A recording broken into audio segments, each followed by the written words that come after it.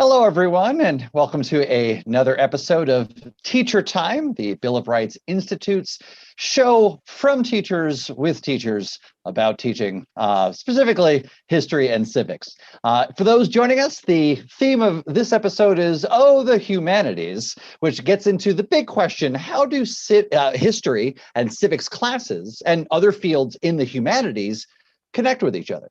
So we're going to be looking through that, as well as a number of segments. So we hope you'll join us. Again, this is meant for our interaction. So we'll be getting some pings from chats if you have some questions or ideas to chat about. And we just hope to engage in a nice dialogue, because that's what we do. With you, as per usual, I am Gary Coletti, Director of Programs here at the Bill of Rights Institute. And Liz, would you mind introducing yourself to everyone?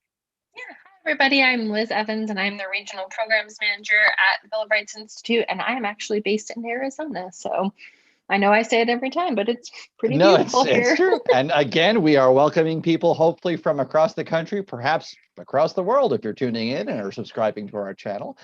Before we get into the big theme of the day, Liz, we always like to start off with placing ourselves in time. Here we are, coming to the end of February 2021. So it's time to perhaps take a look at what we call the news cycle. We're not journalists, but just taking a look at what's going on around the world and in the United States that might be relevant to teachers today. So what is first on your mind for today's Around the News? So it's been really interesting to listen to Senate confirmation hearings, because the Biden administration is still trying to set up shop, and just, some of the confirmations kind of go through unnoticed because they're not really controversial, and some of them are, bigger names like Merrick Garland. We all remember him from when he was nominated by President Obama. And then I think the big one that I'm really interested in watching is Deb Haaland, because she would be the first Indigenous person who would be the Secretary of the Interior. And notice I did not say Indigenous woman. She would just be the first. And I think that those are always, a really exciting thing to have a first in there. Absolutely. I believe that's happening currently happening today as well. So if you're watching this live, that's happening today. If you're watching it later on, that one particularly, the role itself, I think, is generally one that I find very, very interesting. Just as a secretary role, just what falls under that, what can be done, what has been done, what may be done. And like you said, there's part of what makes the confirmation hearings interesting, important, and you use the word controversial, is I think sometimes a combination of what the role is, how high profile it is, but then also the who's inhabiting it, right? And who is being proposed to inhabit it, what issues anybody may or may not have with those folks. But I agree with you. The one that, they're all important. The one that stands out to me today, right now, is Deb Haaland and this story, and wondering, again, I don't know what's going to happen with it, but what could occur with this is quite significant. And it's always really interesting too. And when I taught AP government, I always tell the students, we're observing. We're not making judgments. We're not. Watch who's asking questions and what party they're from, because you may see them soon, trying to be on a presidential ticket or something else. But it's not just secretaries, they're looking at right now. I think one of the more controversial ones is the director of the Office of Management and Budget, the OMB. And I think sometimes when we think of the executive branch, we think president, but that branch is so big. The federal bureaucracy is huge. And so it's just it's interesting to watch the process of it. And just, see what's controversial, what's not, and why, I guess. Yeah, it definitely, with an eye on the classroom, it speaks to, it's not every day that you have all of these stories happening simultaneously with confirmations. And I think it's another opportunity for students to see in real time something we've talked about on the show before, which is what are the things that are established as having to happen for the structure of our country. And one of those things is people have jobs, and some of those jobs require confirmation. And so people have them. There are interim people in between, and the mechanics of the roles and who has the roles and how they get the roles are something, always important for students to learn, but when it's actually happening, it just makes it relevant in a really big way. You don't always change over so many people at the same time. Yeah. Well, and it's just interesting because I think students a lot of times think like, the whole nomination process, they think Supreme Court justices, but Right. really this is like a big bulk of the government here. And yeah, it happens every 4 years, sometimes every 8, just kind of depending on the shifts that are needed. But it's also interesting to watch, when one party was in office, the switch to another party, but then also having kids go back and say like, think about when Reagan switched to H.W. Bush. Were there any people that changed over, and just having, those conversations? So it is fun. We tend to only see those controversial ones because they pop up on social media or, make it on the news. Right. Absolutely. Absolutely. With just a little bit more time, again, we're coming to the end of February 2021. I feel like it is also important to bring up another kind of important thing that's on the minds of a lot of teachers across the country, which is the ongoing story of coronavirus and vaccines. I mention that because it's something that for a long time was associated with 2020, but now it's a year, right? We've passed a year in the United States of the first case. We're coming up, I think, this week on the first year since the first person who passed away. That's a full year that's happened, and the numbers are incredible, right? It's in that year we went from 0 people to now we're past 500,000. Right, we're past 500,000 deaths, and globally, it's 112 million cases, and so it's hard for young people, I think, and older people myself, to wrap your head around staggering numbers. But I think thinking of it as a milestone, if we've now hitting a year of this thing, is significant. And it's interesting because you look at the total number, and I got this number from the CDC site, that there were 675,000 people who died from the influenza epidemic in 1918, however long that lasted. And to think of these milestones, and it's hard because the bigger the number, sometimes it is harder for people to really wrap their heads around it. But we're living through a major event right now. And I always think of like, how will my grandchildren hear about this, and what does that kind of look like? And it's the hard part about being a teacher too, is these are things that you can't ignore them. They're happening. And it's, and we're talking about vaccinations too. And even it's been really interesting. So because I'm in Arizona, I feel like the system we have here is just very cut and dry. My sister and her husband are a nurse. My husband is a teacher, and they're all fully vaccinated. But you get on social media and you get on Twitter, and there are teachers who don't even know when they're going to get vaccinated. And it's scary. It's scary to not know. And that is hard as a teacher in a classroom to just say, I don't actually know. Yeah. And I think that's, I feel like this is going to have to be a conversation that we explore in depth, because there's like bringing up classrooms, bringing up all of that kind of thing is a whole other universe of conversation about what it means. And even mentioning vaccines, there's there's exactly like you're just saying, and there's variation, right? So there's experiences across the country, from state to township to neighborhood. My own family is not very far away, and yet the experience there to where I am is dramatically different in the same state. And so it's that kind of variation, I think, is what makes the story extremely complicated, but equally important. So I think we probably should come back to it, as we do with many of the things that we're talking about here. That being said, we'd like to ruminate a little bit in the segment that we'd like to retreat from the main room and go to room N8. Okay, that was reaching for something that I don't think I landed. But probably going to change the title of the segment at some point. But the idea is there. The theme, as we said, for this one is the humanities. And we really like this theme for lots of different reasons, mainly because it's got a nice inherent question to just what even are the humanities? What counts as humanities? What doesn't? And then what do teachers of social studies, history, civics, that kind of thing where do they fit into it? And already when I say that, I think about, my own experience where in the teaching history I had sociology classes and psychology classes and philosophy classes. Some are very clearly within the humanities, and I think some get a little bit, in certain classrooms, are they considered humanities? Are they soft sciences? So let's start with that first question. What are the humanities and what are not? Like, what are the boundaries there of the humanities? And I'm gonna let you answer this, because when we were planning this, I was like, I actually don't know, because the high school I taught at, we had a specific humanities class. Mm-hmm. It's just, I feel like there's not, from my understanding, not just one definition of humanities, but the more we've talked about it, the more I realize all teachers teach humanities. They just don't realize it.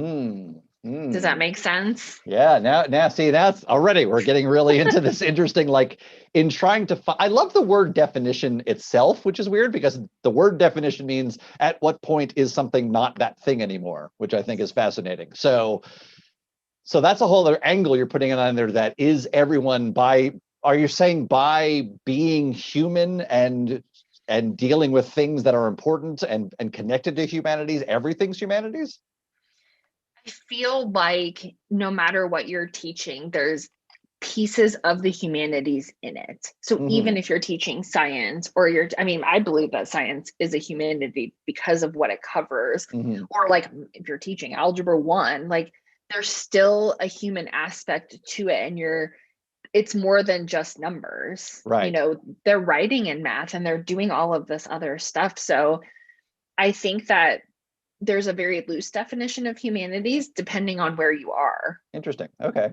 See, I like our conversations, and I hope, again, teachers out there, feel free to jump in the chat with questions or ideas about this topic of the humanities, because I like that we often have counterpoint, not debate necessarily, because I hear that and I definitely see that. And my thought was to look at, like, all right, this is very Aristotelian.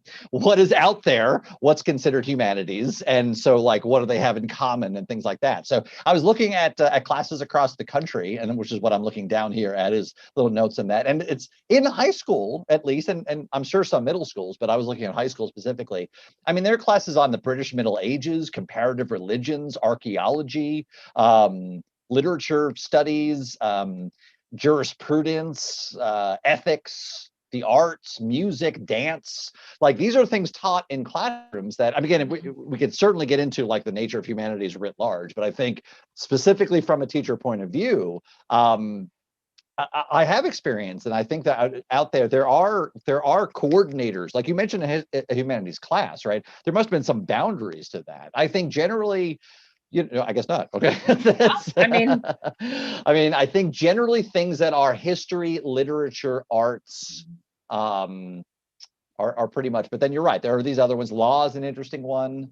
I'm going to reveal, if you've, again, for those watching out there, I've more than once mentioned, and it's probably very annoying, that I was a big fan of teaching philosophy, right? Bringing Aristotle and Plato and others to students at that age. Like, I do agree, right? A lot of times they're studying science. A lot of the times early philosophy is very much, what's going on in the universe and metaphysics and things like this. So to that end, I totally agree with you. But I think the language of getting there might be my response. The how you go about studying these things, that to me is where there's a boundary of what makes humanity, right? So I think writing literature or expressing the humanity of something, even if it is seemingly on the surface scientific or mathematical, that's I think when it becomes humanity. You could totally do fractals, but I think fractal art, you're now getting to humanities, whereas the math behind fractals, that might be more STEM. I don't know. It's interesting because I think in education in general, sometimes we think we live in these boxes. Like, I am a history teacher, and it's like, and I know we'll talk about this in a later segment, but like when you get around other teachers or other educators that have the same sparks as you do, you start to realize that you're all doing the same thing, but in very different ways. Like we're all educating students, right? And we're good at it. And if you don't think you're good at it, you are good at it, right? But it's very different in how we approach it, because I had to look up the definition, because I'm very much like, right. What is the definition of this? And as I was reading it, I'm like, I taught middle school for 13 years. I taught AP government, I taught AP US history, I taught US history, world history, kind of a little bit of everything. And I'm like, as I'm reading through this, I'm like, I kind of taught all of this in those classes. Right. But then at the same time, so did the English teachers. And then I also remember that the science teacher did, something on like laws or whatever else. So it's interesting, because I think that sometimes people hear humanities and they're like, oh, what, it's like liberal arts, like, ugh. But I really think, I do not think that. Right. No, I am not a thinker of that. Introduce me to these people. I know, but they don't understand, like, humanities is, yes, learning about whole people, and learning and understanding that, like, no one person has the same experiences. So the way we're taking in the world and the way we're learning the world is different. And it's kind of fun that we're all learning it a little bit different. Oh, absolutely.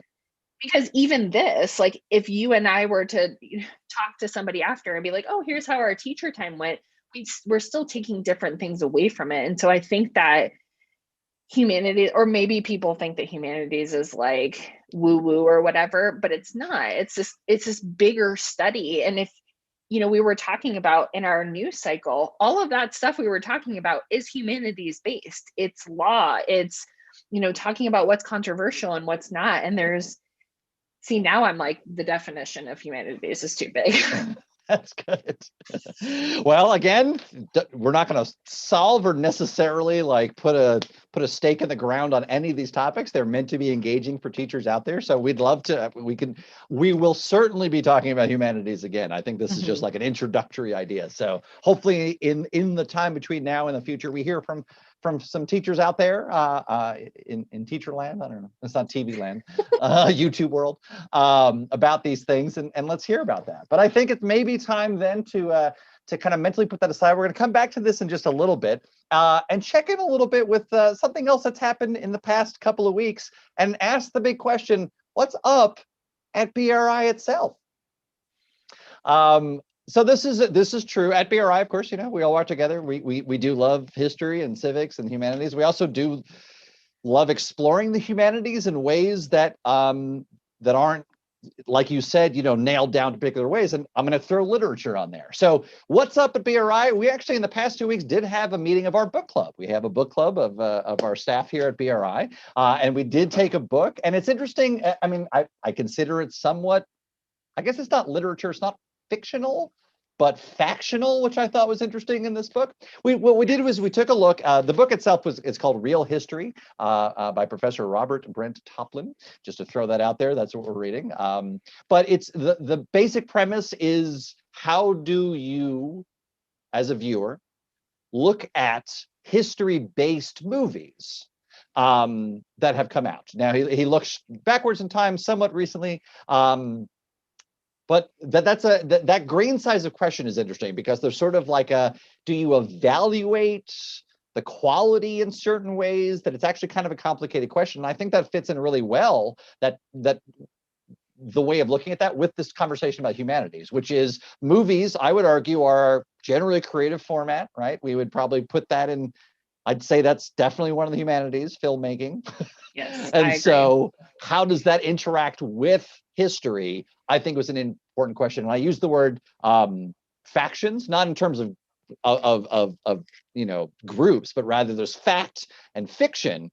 And then as you mold them together, a big thing that came up was like, to what extent is fact and fiction intertwined in a in a Play-Doh ball of mixed colors into something different. So that's not really a question. My question for you, or to bring up, if we're talking about that particular discussion, is what did you get out of the big question of how do you look at history-based movies?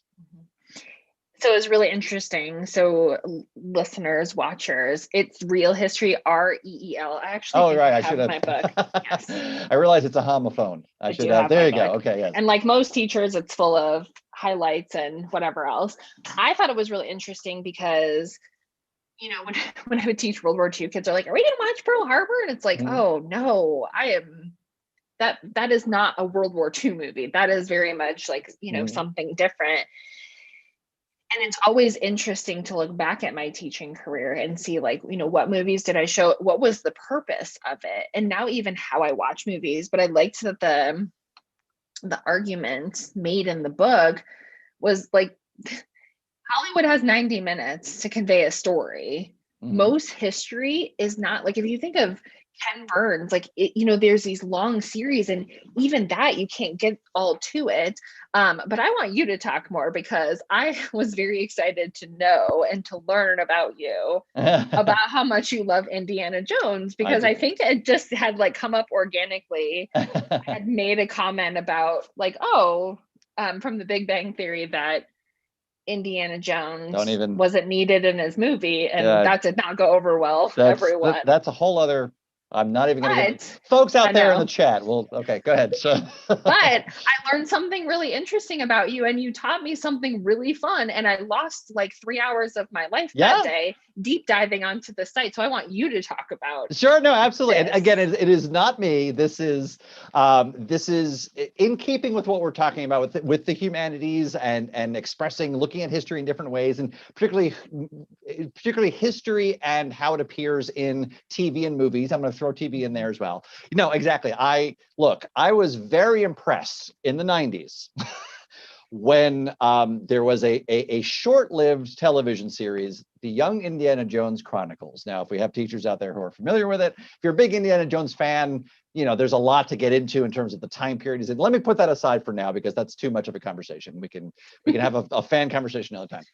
The show itself is chronicling the early 20th century through the eyes of this character. And what I think is very important and amazing is there was an intent for it to introduce early American and global history to young people in that way. So the character you see the character at a very young age, and then more as like a teen in early 20s. And that's quite a time, right? If the character is born, in fact, the character is actually born in 1899.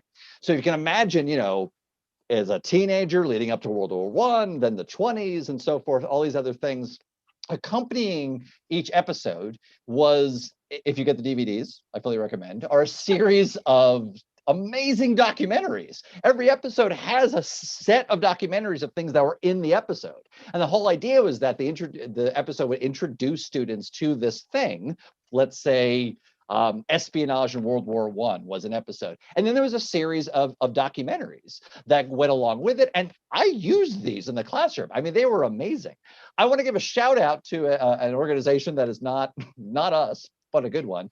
Indy in the Classroom. Check it out. Google it. INDY in the Classroom. They actually have incredible lesson plans and tie-ins. I mean, you can get into a large amount of U.S. history from the series that debuted decades ago. So anyway, I was very animated about that. I think to the point that we were digging in, there's incredible power to films, even if historical liberties are taken. Even in there, if it's interesting and it makes a young person want to learn more, I think there's value.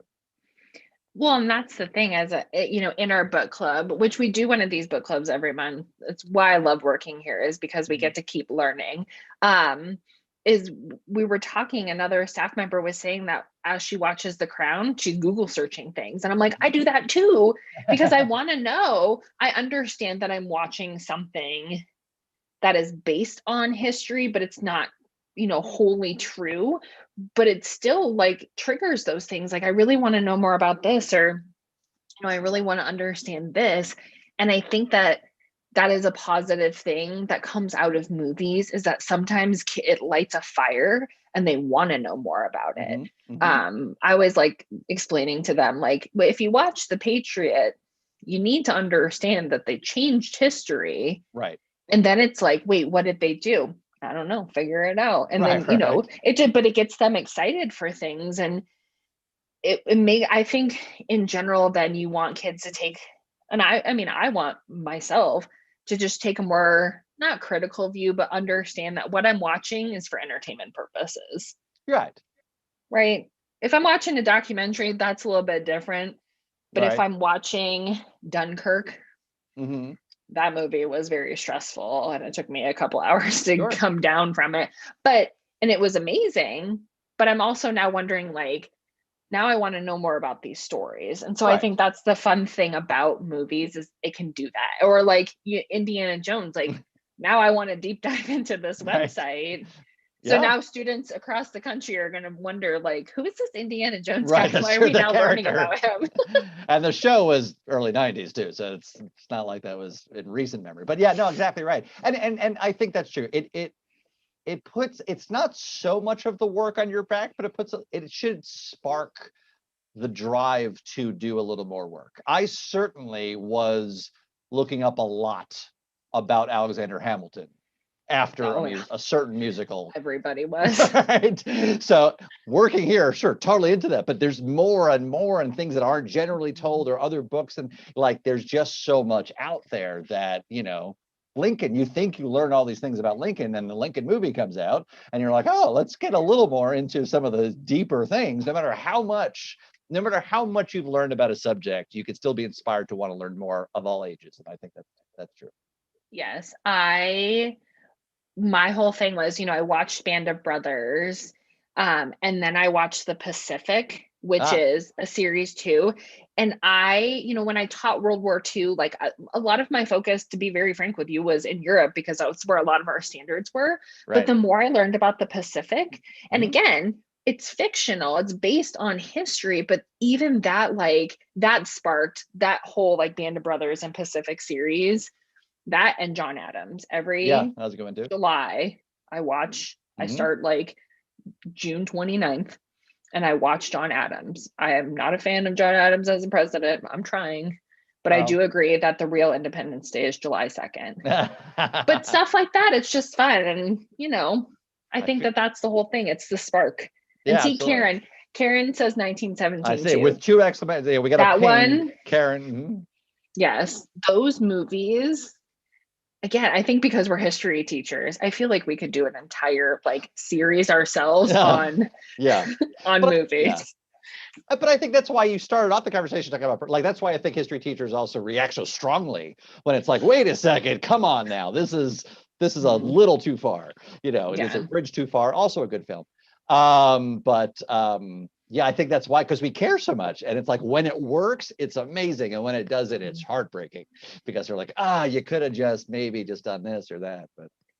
Well, and I think one thing too is the TV series MASH. Hmm. I love that TV Me series. too. I love that TV series because both of my grandfathers were Korean War veterans. And it's so interesting to like go back and do this research. Before Vietnam, Korea was kind of the forgotten war. And to like watch this on television, I think that, both my grandfather and my dad, there was some connection there. Yeah. And because Hawkeye Pierce was from Iowa and we're from Iowa and we live, Right.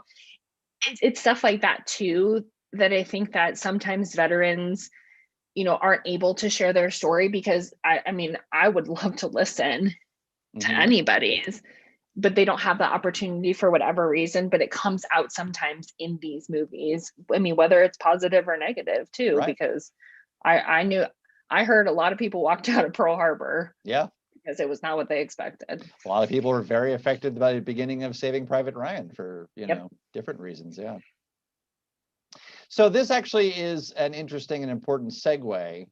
First of all, that's true. I'm glad that just to highlight, telling those stories are also really important, and it's the stories Very. that I don't know that it'd be forgotten, but at least the details are there. And if somebody else is telling them, I think that's a really good point. Mhm. Anyway, but so that's an interesting segue back into sort of the practicality. So if we're talking about literature or movies or TV or these other things, we're sort of saying that, there's our looking at history involves lots of other people, right? It involves lots of other people who do perhaps other things, who make movies, who write books, and so forth. And so I think it's time to kind of maybe dive in, as we say, sometimes specific curricula, sometimes about big ideas. And I think let's dive in a little further on this, on our theme, which is, all right, now that we've said this, what are like practical collaborations among the humanities, like ways that social studies teachers say, or historians or history teachers or civics teachers explicitly work with teachers who are not, say, in the social studies department per se, but are still in the humanities?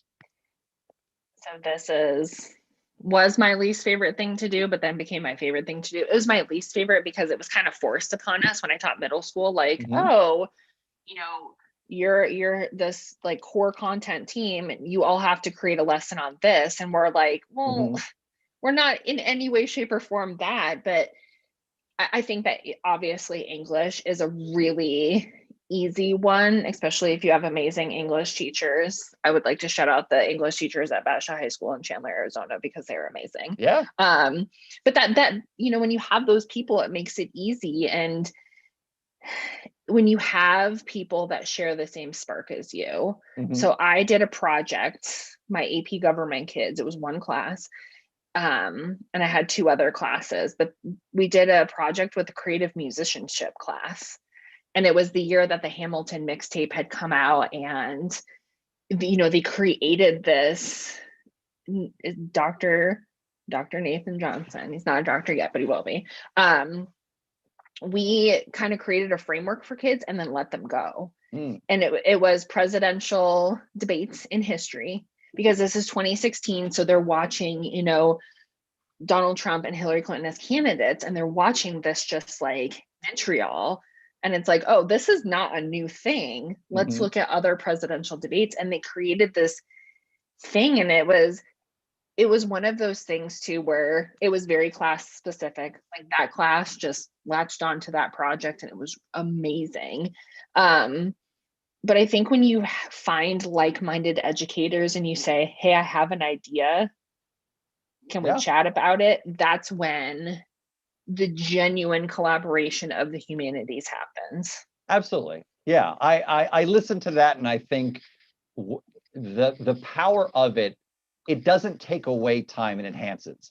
I believe, like, based on what you were just saying, that the whole becomes greater than the sum of the parts that go into it, right? Yes. So if the parts are time from an art class, a language class, a literature class, history class, combined, you're getting much more out of it for students than you're losing by spending any time. And I don't think you're losing time. I think you're gaining time. You're gaining that collaboration. I found that absolutely working with English teachers. If what I was teaching about coincided, or even if they had already just read a book about it, I provided naturally the background for the literature teacher, and the literature teacher gave so much more depth to the things I could be talking about that I could never get to, that we absolutely enhanced each other's work. And it applied to all the different humanities. My former students, I probably will never remember this, but the Thursday afternoon art history series, where we would, look at still on what we were teaching in history, but through the lens of art. Art teachers were working on, there's, you said earlier, and I'm not countering that, the inextricable tie of the humanities themselves, of creating art is in a context, in a time period. It may be pro or against the time period, a reaction to it, an experiment, whatever that is, and that's embedded with what we're teaching in history, and it gives so much more color to it. I think that's why we've got the series here on YouTube. If you're a subscriber, Bridge from the Past. I think you've been on there. I think it was on there once. Mary Patterson. That's what it is. Like, where the art and where the history, they meld together so much that you get more out of one than the other. So I think those are great. I think those are just some examples of the many different ways.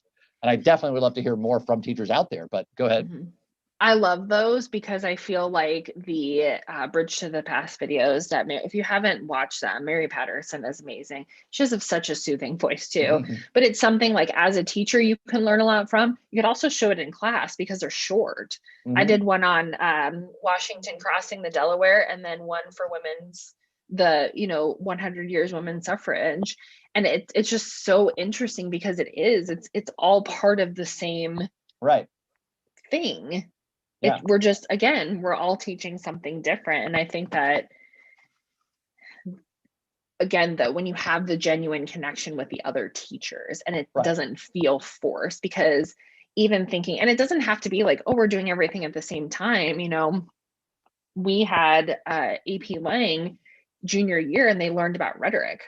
And then they would come to AP Government as a senior and it's like, oh, you guys know about rhetoric? Awesome. Let's talk about the rhetoric of presidential speeches. Yeah, absolutely. And even like, you know, picking up the phone quick and like, hey, Miss Daly, who is our AP Lang teacher, like, I just had a really quick question about this.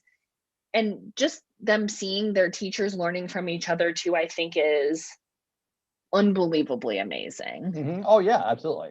We can't recreate that thrill of learning. Not recreate. You can't fake it, I guess is what I mean. No. Like you could see when a teacher gets really animated about something as well. Students, absolutely, because there's something in there. Absolutely. Yeah. I think it's interesting too, because I was always my favorite thing when teachers would pop their head in and be like, I just have a quick question about government. And again, students watching, whether it was for their class or they just had a question themselves, or they, you know, we would always wander into each other's classes during, again, this is pre-pandemic, during our prep hours, just to be like, what are you talking about? Or, oh, I heard kids talking about this. You mind if I sit in for a second? Yeah. And I think that's what makes it fun. That is. We got a couple of pings here. Again, we want to engage with teachers out there. Forgive me if I'm getting out of order because I actually see only bits of this. I see Lance mentioned Crabapple Cove, Maine. Is that possibly where Hawkeye's from? I don't know. Or from Iowa? I don't know. Not getting the context of that one. But I also have another one, and unfortunately, I don't see where this is from. It says, when I was in grad school 15 years ago, the humanities, literature, history, political science, language studies were separate departments, and they didn't collab. And there was a competitive and separatist climate between them, and I think it's a shame. The attitude, in my experience, has trickled down to high schools and middle schools. So it may be Karen. Yes, yes, that is Karen. Thank you.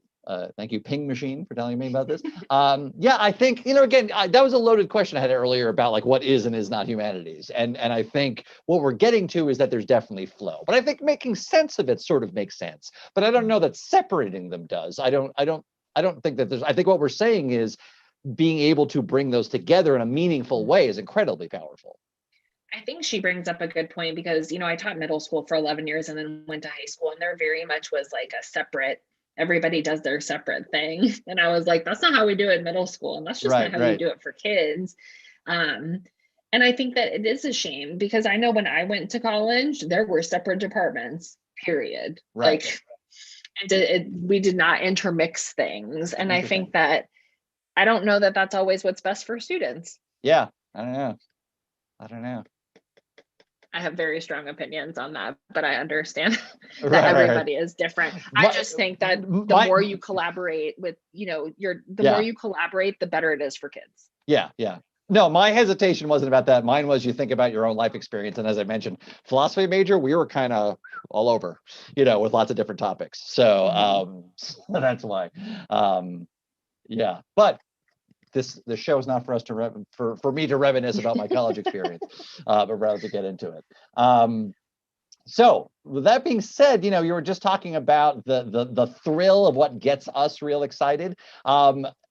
We love a section and a little session that we like to call history hors d'oeuvres, which is where we just kind of get to history nerd out for a couple of minutes on something.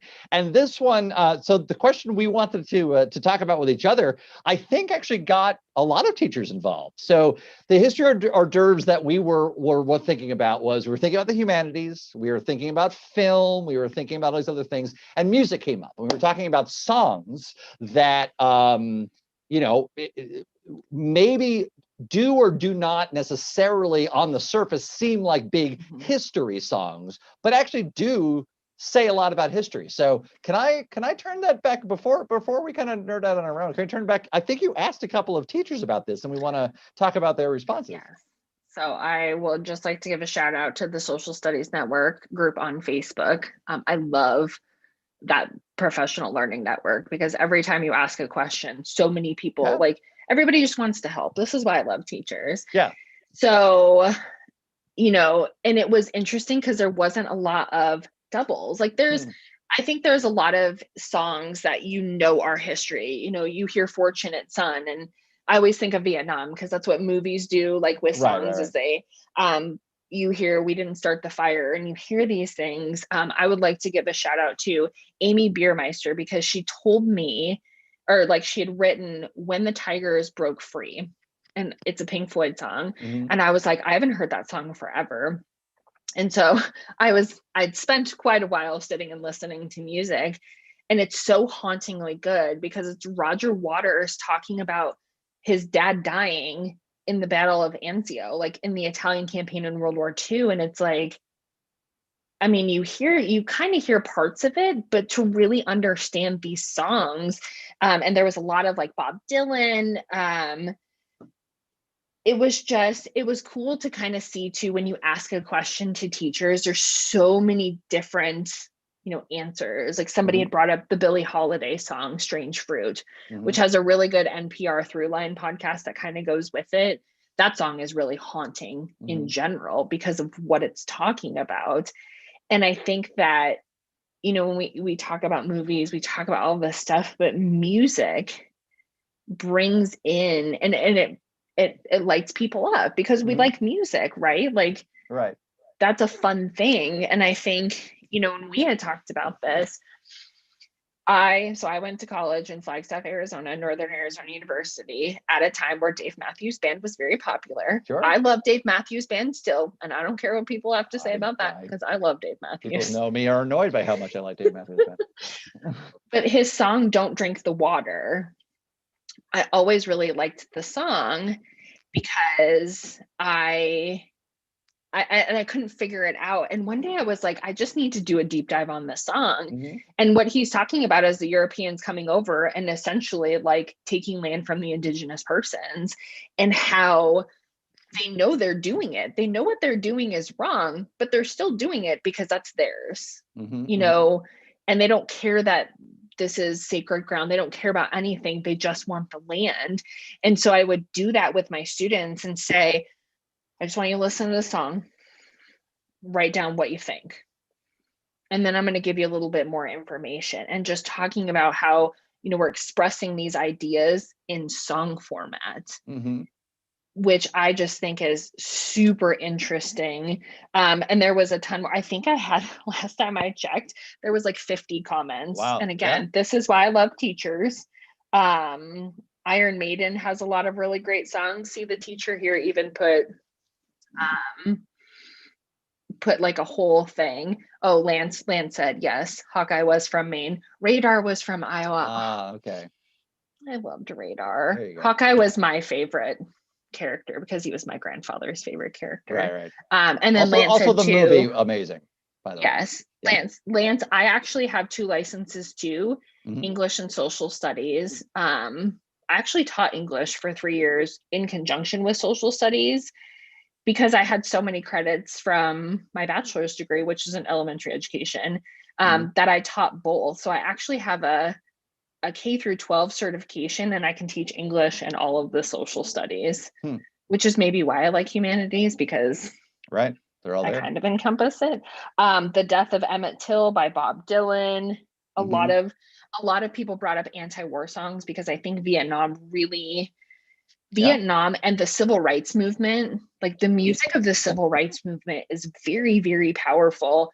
And I think sometimes you don't realize what you're listening to until you hear something that catches you, and you're like, and you go and, do a deep dive on it. Land of Confusion by Genesis. Oh, I remember that one. Yeah. The video for that was very upsetting as a child.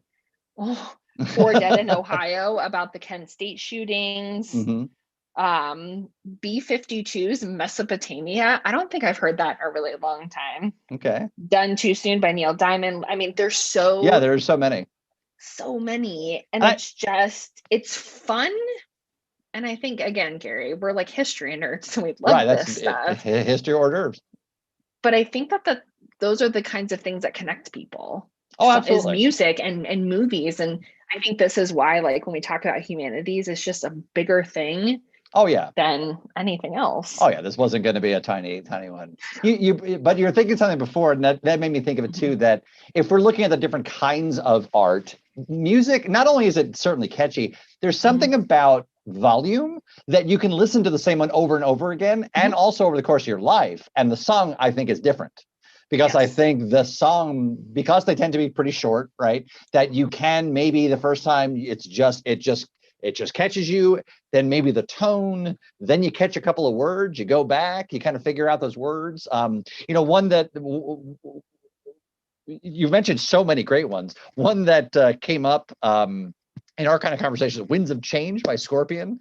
We've talked about that before, and I feel like it's cheating because I kind of wanted to mention that one, but then we talked about it a lot. But it's one of those, like, that to me is such a, like, growing up at the age I was and like what the Cold War was like, and like it was scary, and like I remember being a child and just hearing the phrase Gorky Park, like, who is this guy? And this is terrifying. And is it good or bad? And and then you kind of, as years pass, you look back on it and you're like, where in time was this? This was in 91. This is right around, big changes that were happening, cause and effect. You mentioned a podcast. Yes, it is called The Winds of Change. So I very much am a huge Scorpions fan. Hey, who isn't? I like 70s and 80s. It's because my uncles are younger, and so I always like looked up to them, and this is the music they listened to. But my husband actually found it for me, and I was so excited to listen to it. Essentially, the premise of the podcast is that, and again, I do not have any proof of anything. I am just telling you about something, that the CIA wrote the song, and because the Scorpions are a German band, and they're playing it, and they're having like all of these people go into Moscow and go into all these places and play these concerts. But if you listen to Winds of Change, it's very catchy. I mean, most people in the first like 5 seconds know what the song is, just by the whistling. But it's really, the winds of change are the winds of change out of, what this nation was to what it could be. And the podcast is so interesting. And in our conversation, I was telling Gary, I love the song. And for a really long time, I just sang my own lyrics to it because, right. Until I was like, wait, what are all these things? And you're listening to the podcast. And that's what's fun too, is there's a deep dive on Winds of Change. Right. It's an amazing podcast series. And again, they just very much are like, this is what we think. Right. There's no proof that the CIA wrote the song, but there's no proof that they haven't. But it's just an interesting, has the government been using music now to like... Right. It was just really fun. Or even if they didn't, right? Even if the writers who say, like, we wrote it, it wasn't other people writing, it's our thing. There's still a lot of opportunity to talk about the time period and the cause and effect of culture and governmental change and things like that. That, maybe if it was a reflection of something already happening, or if it itself had kind of influence, I don't know those are extricable. Looking back, and again, not even that particular song, but rather a lot of songs and a lot of ideas, and even just having music the way it was, what it meant to be, perestroika, what it meant to invite the West in and things like this, like all of that. As we started the conversation, the humanities give an opportunity to inspire students organically to want to make those connections and get to know more about the story itself, because again, it's, only the people who are there. And, not that I'm poo-pooing the premise, but it's sort of like, if they said they didn't write, of course they would say you didn't. You're not going to say you did. It's just one of those things where it's quite difficult. But I don't think this is the end of this conversation. We'd love to hear more. I like you said, I would love to make a playlist of all these cool history songs, history movies, things like that. I think that'd be really important. But we are kind of coming to an end, and we do like to add, because this is for teachers out there, if you have questions in between now and our next episode, check out hashtag BRI Teacher Time. Reach out to us in many different ways. So something we like to end up with is the mailbag, which are questions that may come up that may or may not have anything to do with upcoming episodes. We'll talk about the next episode's question at the end of this, but let's ask this one question before we do. And this one actually does have something to do with our topic, which is, how can you emphasize the importance of humanities to students who are in a non-humanities career trajectory? If I can interpret what I think that was, this is my terrible handwriting here, was that if a student is not interested, if they're just going on a non-humanities course, then to what extent does a teacher or can a teacher emphasize the importance of humanities? Now, again, I'm fully biased, social studies teacher, philosophy teacher, into arts and all that kind of thing. So I think there's importance, but imagining a world where there's a student who does not have interest in the humanities, emphasizing it, do you? If so, how? I think that's such a hard question, because why don't they like the humanities? Because again, I feel like it casts such a wide net. Have we just not found the spark yet? Because even if you're like, I have a former student who is at Arizona State right now studying engineering. And he is actually writing a paper on presidents and executive power because he's interested in it. But because having an understanding that, like, I mean, sure, he's going to make an amazing engineer, but the study of humanities, like, you need to know how to read and write and relate to other people, no matter what your job is. So even understanding some of the basics of history, I think, prepares you for a life that you're just more understanding of people. Because when you go to college, even, man, college opened my eyes to so many more things, because for a really long time, I went to elementary school and middle school and high school around the same area and had the same group of friends. And college really opened up that experience. And I think that the study of humanities just makes your life in general better. Also, as a side note, like, knowing the government and knowing the law, that's everybody's job. And I think that when people say they don't like the humanities, we just haven't found what their spark is.